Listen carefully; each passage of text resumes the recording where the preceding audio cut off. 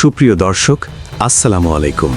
অনুসন্ধানী টাইম চ্যানেলে যুক্ত হবার জন্য আপনাকে অসংখ্য ধন্যবাদ। জানিয়ে দিচ্ছি আমাদের হাতে থাকা সর্বশেষ আপডেট। আর বরাবরের মতো সর্বশেষ আপডেট জানাতে আপনাদের পাশে আমি সাইমন সুজন।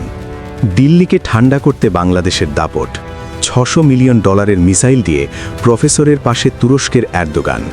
বর্তমান বিশ্বে যুদ্ধাস্ত্রের তালিকা থেকে ঐতিহ্যবাহী কামান কিংবা ট্যাঙ্কের দাপট ধীরে ধীরে বিলীন হয়ে যাচ্ছে। একবিংশ শতাব্দীর সামরিক প্রেক্ষাপট এখন মূলত ড্রোন, ক্রুজ মিসাইল এবং স্বল্পপাল্লার উচ্চ প্রযুক্তি সম্পন্ন আকাশযানগুলোর এক শ্বাসরুদ্ধকর খেলা। এই দ্রুত পরিবর্তনশীল এবং অত্যাধুনিক প্রযুক্তি নির্ভর রণকৌশলের যুগে বাংলাদেশের রাজধানী ঢাকাকে এতদিন ধরে সুরক্ষা দিচ্ছিল মাত্র 15 কিলোমিটার রেঞ্জের short range air defence system, সেই বহু পুরনো FM-90টি। সামরিক বিশেষজ্ঞদের মতেই এই 15 কিলোমিটার রেঞ্জের সীমিত প্রতিরক্ষা ব্যবস্থাটি ছিল যেন এক প্রকার টিনের তলোয়ার, যা নিয়ে বাংলার সেনারা এতদিন ধরে দেশের আকাশসীমা রক্ষায় এক অসম যুদ্ধে যাচ্ছিলেন। এই ধরনের দুর্বলতা কেবল সামরিক সক্ষমতার অভাবেই প্রকাশ করে না, বরং দেশের সার্বভৌমত্বের উপর এক গভীর ছায়া ফেলেছিল। যে কোনো উচ্চাভিলাষী প্রতিবেশীর সহজ লক্ষ্যবস্তু হয়ে ওঠার ঝুঁকি বহন করছিল ঢাকা। তবে দৃশ্যপট নাটকীয়ভাবে বদলে যেতে শুরু করেছে। সাম্প্রতিক সময়ে ডক্টর ইউনূস সরকারের নেতৃত্বে প্রতিরক্ষা নীতির ক্ষেত্রে এক নীরব কিন্তু দৃঢ় পরিবর্তন এসেছে। এই পরিবর্তন কেবল মুখের কথাই সীমাবদ্ধ থাকেনি, বরং তার সরাসরি প্রতিফলিত হয়েছে বড় সামরিক চুক্তিতে। এরই ধারাবাহিকতায় বাংলাদেশ এবার তুরস্কের সঙ্গে ঐতিহাসিক এক সামরিক চুক্তিতে স্বাক্ষর করতে চলেছে, যার অর্থমূল্য প্রায় $600 মিলিয়ন। এই বিশাল চুক্তির মূল লক্ষ্য হল বাংলাদেশের আকাশ প্রতিরক্ষাকে আধুনিকীকরণ করা এবং তাকে এক নতুন ভয়ঙ্কর সক্ষমতায় উন্নীত করা। এই চুক্তির আওতায় বাংলাদেশের আকাশ প্রতিরক্ষায় যুক্ত হতে চলেছে তুর্কি প্রযুক্তির তৈরি এক স্মার্ট কিলিং মেশিন থিসার-ও নামক মিডিয়াম রেঞ্জের শক্তিশালী মিসাইল ডিফেন্স সিস্টেম। এই চাঞ্চল্যকর খবরটি সম্প্রতি উঠে এসেছে টাইমস অফ ইসলামাবাদের এক গভীর সামরিক বিশ্লেষণের প্রতিবেদনে। প্রতিবেদনটি শুধু চুক্তির খবর দিয়ে ক্ষান্ত হয়নি, বরং এই অত্যাধুনিক সিস্টেমের ক্ষমতার ও কৌশলগত গুরুত্বের বিস্তারিত ব্যাখ্যা দিয়েছে, যা দক্ষিণ এশিয়ার ভূ রাজনৈতিক স্থিতিশীলতাকে মারাত্মকভাবে নাড়িয়ে দিতে পারে। প্রতিবেদনে স্পষ্ট করে উল্লেখ করা হয়েছে, ড্রোন হোক, ক্রুজ মিসাইল হোক কিংবা শত্রুর অত্যাধুনিক যুদ্ধবিমান, আকাশপথে আসা যে কোনো ধরনের হুমকির বিরুদ্ধে কার্যকরভাবে লড়াই করার ক্ষমতা রাখে থিসার-ও। এই সিস্টেমের সবচেয়ে উল্লেখযোগ্য বৈশিষ্ট্য হল এর 360 ডিগ্রি রাডার কাভারেজ। এর অর্থ হল আকাশসীমার কোনো দিক থেকেই শত্রুর আক্রমণ তার দৃষ্টি এড়িয়ে যেতে পারবে না। একবার থিসার-ও তার লক্ষ্যবস্তু চিহ্নিত করলে তার হাত থেকে পালানোর কোনো পথই আর শত্রুর জন্য অবশিষ্ট থাকবে না। এটি এমন এক নিশ্ছিদ্র এবং বহুস্তরীয় প্রতিরক্ষা বলয় তৈরি করবে, যা বাংলাদেশের আকাশসীমাকে কার্যত এক অভেদ্য দুর্গে পরিণত করতে যাচ্ছে।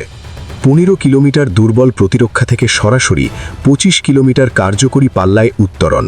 এই প্রযুক্তিগত লাভ কেবল একটি পরিসংখ্যান নয়, এটি আসলে জাতীয় নিরাপত্তার ক্ষেত্রে আত্মবিশ্বাসের এক নতুন দিগন্ত উন্মোচন। তুরস্কের দুটি শীর্ষস্থানীয় প্রতিরক্ষা সরঞ্জাম প্রস্তুতকারক প্রতিষ্ঠান হাসেলসান এবং রকেটসান যৌথভাবে এই মিডিয়াম রেঞ্জের শক্তিশালী মিসাইল ডিফেন্স সিস্টেমটি তৈরি করেছে। থিসার-ও উচ্চ নির্ভুলতা নিশ্চিত করার ক্ষেত্রে ব্যবহৃত হয়েছে সর্বাধুনিক রাডার, হোমিং এবং ইমেজ ইনফ্রারেড গাইডেন্স প্রযুক্তি। এর মানে হল এটি কেবল রাডারের সাহায্যে লক্ষ্যবস্তুকে অনুসরণ করে না, বরং ইমেজ ইনফ্রারেড গাইডের মাধ্যমে লক্ষ্যবস্তুর তাপীয় স্বাক্ষর এবং প্রতিচ্ছবি বিশ্লেষণ করে নিখুঁত আঘাত আনতে সক্ষম।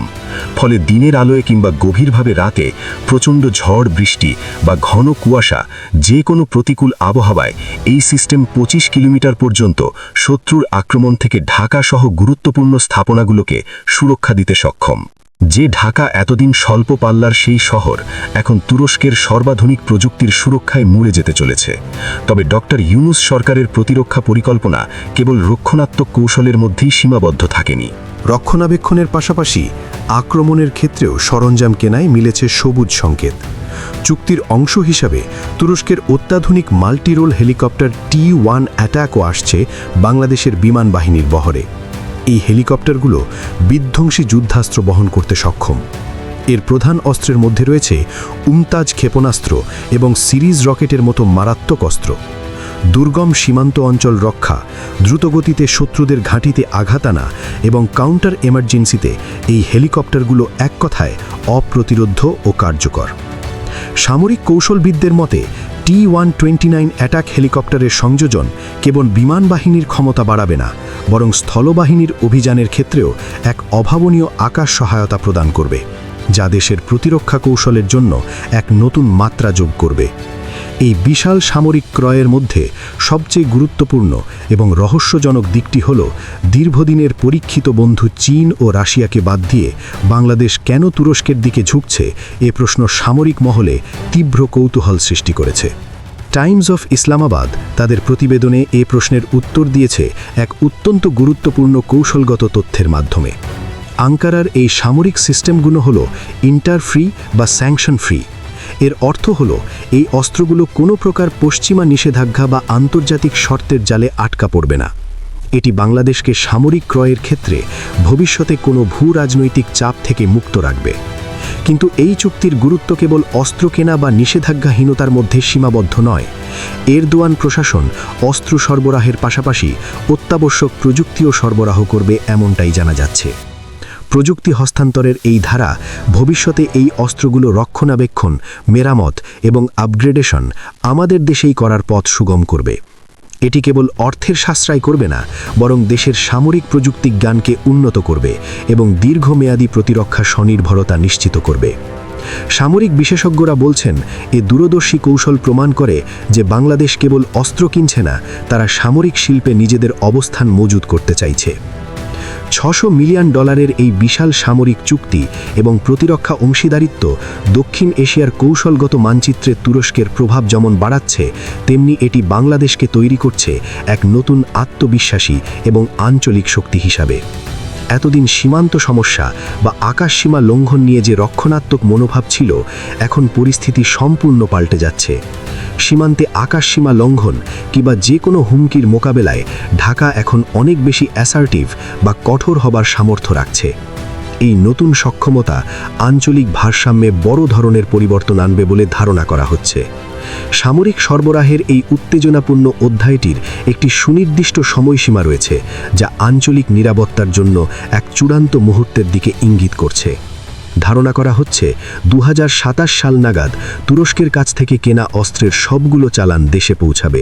এই সময়টি বিশেষভাবে গুরুত্বপূর্ণ, কারণ ঠিক একই সময় বাংলাদেশ বিমান বাহিনীর বহরে যোগ দেওয়ার কথা রয়েছে পশ্চিমা বিশ্বের অন্যতম অত্যাধুনিক যুদ্ধবিমান ইউরোফাইটার টাইফন। এই দুটি ভিন্ন উৎস থেকে আসা সামরিক সরঞ্জাম তুরস্কের মিডিয়াম রেঞ্জ ডিফেন্স এবং পশ্চিমা যুদ্ধবিমান একই সময় দেশের সামরিক বহরে যুক্ত হওয়া এক অভূতপূর্ব সমন্বয় ঘটাবে। ডক্টর ইউনুস সরকার যে দৃঢ়তার সাথে এবং আটঘাট বেঁধে ফোর্সেস গোল 2030 বাস্তবায়নে নেমেছেন, তাতে কোনো সন্দেহ নেই যে এই সামরিকীকরণ প্রতিবেশীদের ঘুম হারাম হতে আর বেশি দিন বাকি নেই। আঞ্চলিক শক্তিগুলোর কাছে এটি স্পষ্ট বার্তা দিচ্ছে, বাংলাদেশ তার নিরাপত্তা ও সার্বভৌমত্ব রক্ষায় এখন আর পিছিয়ে থাকবে না। একসময় যে আকাশসীমা স্বল্পপাল্লার টিনের তলোয়ারের ওপর নির্ভরশীল ছিল, সে আকাশসীমা এখন বিশ্বের সর্বাধুনিক প্রযুক্তির দুর্ভেদ্য প্রাচীরে রূপান্তরিত হচ্ছে।